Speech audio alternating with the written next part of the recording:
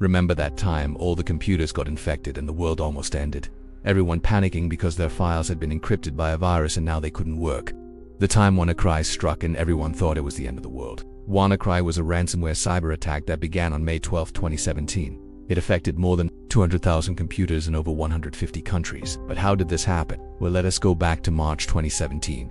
A group of hackers known as the Shadow Brokers leaked a trove of NSA cyber arms. One of these arms was Eternal Blue, which contained an exploit for a vulnerability in the Windows SMB protocol. WannaCry's attack chain began with this exploit. It allowed the malware to gain access to a computer without needing any user interaction. From there, it installed a backdoor called Double Pulsar, which allowed the attackers to have persistent access to the computer and run malicious code. The malware then scanned the internal network for other vulnerable machines, and once it found one, it infected it and moved on to the next one.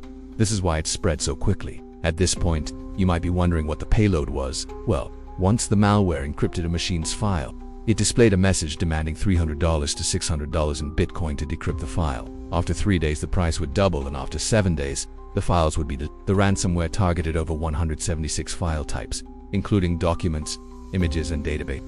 So who was affected? Well, WannaCry affected more than just individuals.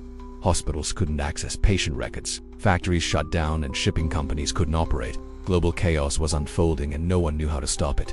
But how did it finally end? Well, security researcher Marcus Hutchins discovered that WannaCry checked for an unregistered domain. If the domain existed, the malware would stop spreading. So he registered the domain name for $10.69, and the malware stopped spreading. Talk about a plot twist. This attack caused over $4 billion in damages, but it taught us all some valuable lessons. Make sure to patch your systems promptly. Maintain security updates even for legacy systems. And remember that in cybersecurity, prevention is always cheaper than the cure. Thanks for watching, and I'll see you in the next one.